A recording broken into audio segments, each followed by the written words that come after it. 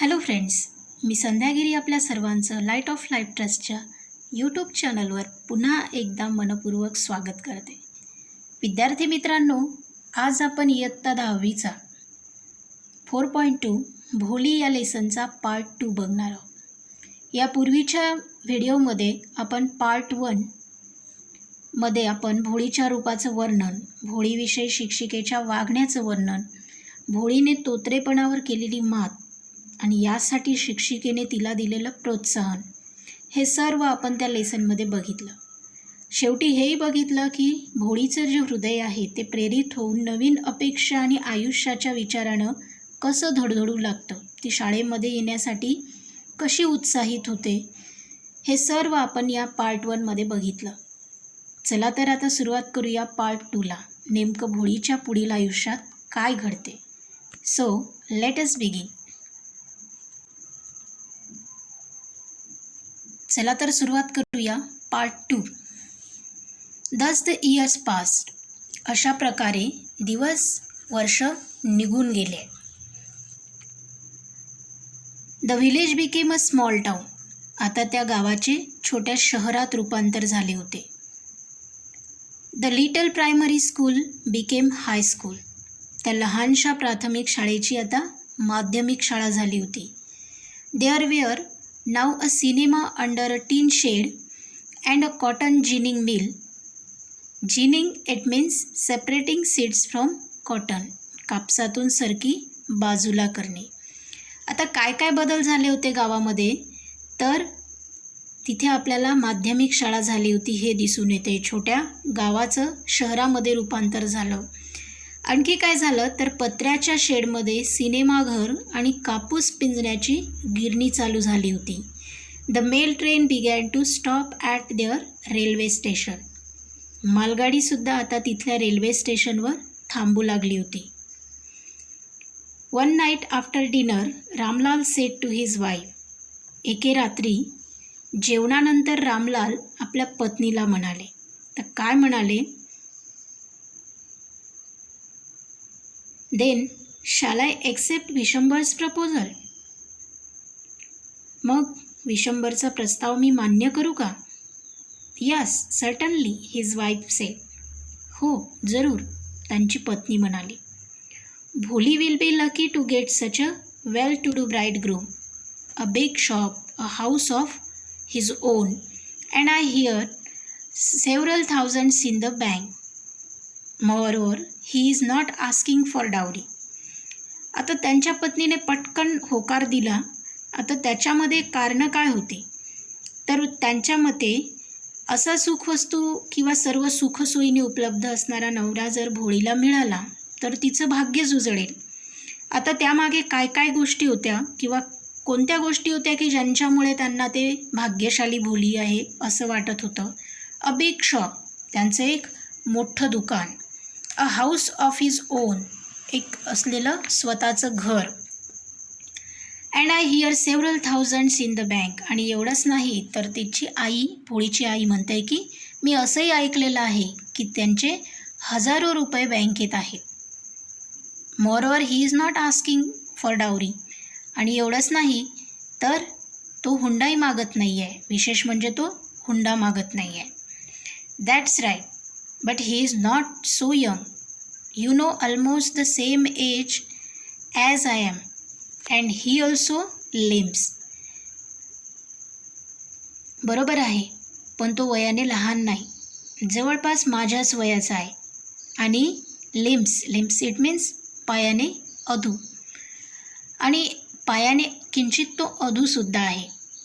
आणि त्यात फक्त तो अधू आहे किंवा त्याचं वय जास्त आहे एवढंही नाही, तर moreover the children from his first wife are quite grown up.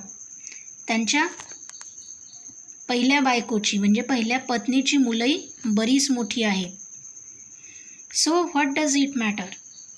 त्याने काय फरक पडतो. His wife replied. त्यांची पत्नी उत्तरली. 45 and 50 is no great age for a man. 45-50 म्हणजे पुरुषासाठी काही फार मोठं वय नाही. We are lucky that he is from another village. And does not know about her pock marks and her lack of sense. आता इथे भोळीची आई म्हणते की उलट आपलंच नशीब समजा किंवा उलट आपणच नशीबवान म्हणून तो दुसऱ्या गावचा आहे. त्यामुळे तिच्या म्हणजे भोळीच्या देवीच्या डागांबद्दल आणि मंदपणाबद्दल त्यांना माहीत नाही. If we don't accept this proposal she may remain unmarried all her life. जर आपण हे स्थळ स्वीकारलं नाही तर ती जन्मभर अशीच बिनलग्नाची राहील. Yes but I wonder what Bholi will say. What will that witness one say. She is like a dumb cow. Maybe you are right muttered Ramlal. पण भोळी काय म्हणेल याचा विचार मी करतोय असं रामलाल म्हणाला. त्यावर त्याची आई उत्तरते की ती अधू डोक्याची काय म्हणणार आहे, ती तर मठ्ठ आहे. Maybe you are right muttered Ramlal. Muttered it means पुटपुटणे. खरंय तू म्हणतेस ते. रामलाल स्वतःशी किंवा Ramlal पुटपुटले. In the other corner of the courtyard, Bholi lay awake on her cot and listened to her parents' whispered conversation. अंगणात दुसऱ्या टोकाला भोळी पलंगावर पडून आईवडिलांचं कुजबुजत्या आवाजातलं ती बोलणं ऐकत होती. Vishambarnath was a well to do grocer. Vishambar जो आहे तो हा चांगला श्रीमंतवानी होता. He came with a big party of a friend and relations with him for the wedding. तो त्याच्या बऱ्याच मित्रमंडळीचा आणि नातलगांचा लवाजमा म्हणजे मोठ्या प्रमाणात त्यांना घेऊन लग्नासाठी आला. A brass band playing a popular tune from an Indian film headed the procession, with the bridegroom riding a decorated horse. मिरवणुकीसमोर पितळी बँडवर हिंदी सिनेमातली लोकप्रिय गाणी वाजत होती आणि नवरा मुलगा म्हणजेच बिशंबर सजवलेल्या घोड्यावर बसून पाठीमागून येत होता. Ramlal was overjoyed to see such a pomp and splendour. आता तो थाटमाट पाहून रामलाल खूप खुश झाला. He had never dreamed that his fourth daughter would have such a grand wedding. कारण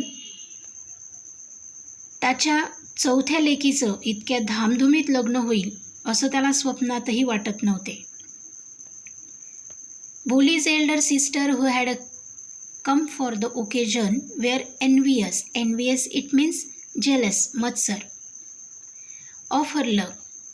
आता लग्नात आलेल्या भोळीच्या ज्या मोठ्या थोरल्या म्हणता येईल किंवा मोठ्या ज्या बहिणी आहेत हा थाट पाहून तिचा त्याला हेवा वाटत होता, त्या हेवा करीत होत्या. When the auspicious moment came, the priest said, "Bring the bride." लग्नानंतर लग्नाचा मुहूर्त मिरवणुकीनंतर जवळ आला होता. तेव्हा भटजी, प्रिस्ट मीन्स भटजी, प्रिस्ट म्हणाले म्हणजे भटजी म्हणाले, ब्रिंग द ब्राईड, वधूला घेऊन या. भोली clad in a red silken bridal dress was led to bride's place near the sacred fire. रेशमी लाल वधू वस्त्रातल्या भोळीला यज्ञाजवळ वरापशी आणण्यात आलं. Garland the bride, one of his friends prompted Bishambarnath. वधूला माळ घाला, बिशंबरनाथला त्याच्या मित्रापैकी एकानं सूचना दिली. The bridegroom lifted the garland of a yellow marigold. वराने त्या पिवळ्या झेंडूच्या फुलांचा हार उचलला. A woman slipped back the silken veil from the bride's face. एकीने वधूच्या चेहऱ्यावरचा रेशमी घुंगट मागे केला. बिशंबर टूक अ क्विक ग्लान्स.